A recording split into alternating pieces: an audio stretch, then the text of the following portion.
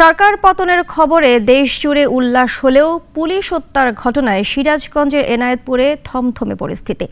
আন্দোলনকারীরা বলছেন অতি উৎসাহী হয়ে গুলি চালিয়ে সাধারণ মানুষ হত্যা করেছে পুলিশ, আর পুলিশের দাবি আন্দোলনকারীরাই অতর্কিত হামলা চালিয়েছে।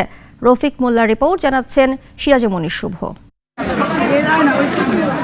সিরাজগঞ্জের এনায়েতপুর থানায় গত রোববার বিক্ষোভকারীদের হামলার পর যে যার মতো পালানোর চেষ্টা করেন কর্তব্যরত প্রায় ৪০ জন পুলিশ সদস্য। কেউ থানার ছাদে, কেউ পাশের বাড়িতে, কেউ শৌচাগারে, কেউ বা আবার জঙ্গলে আশ্রয় নেন। তবে তাতেও শেষ রক্ষা হয়নি।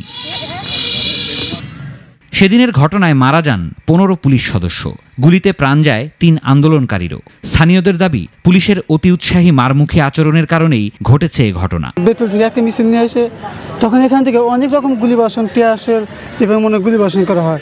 আমাকে এখানে দাগ দেখছেন, আমি এখানে দ্বারা আমার এখানে গুলি লাগছে। এই মারছে, গ্যাস মারছে, রাবার বুলেট মারছে। যখন ছাত্ররা চলে গেছে, তারপরে যখন গ্যাস করে তখন ছাত্ররা আবার আইছে। গ্যাস যখন ছড়ে তখন সাধারণ মানুষ ক্ষেপটি ধরে যায়। ঘটনার পর থেকেই এনায়েতপুর জুড়ে থমথমে অবস্থা। সরকার পতনের খবরে পুরো দেশ আনন্দে মাতলেও এনায়েতপুরবাসী আছেন আতঙ্কে।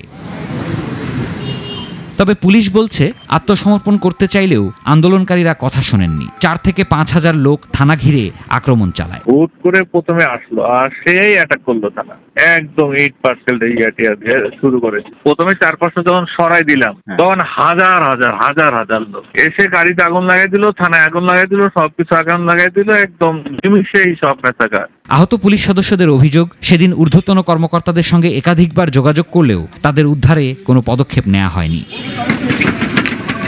সিরাজুম্মনি শুভ, নাগরিক।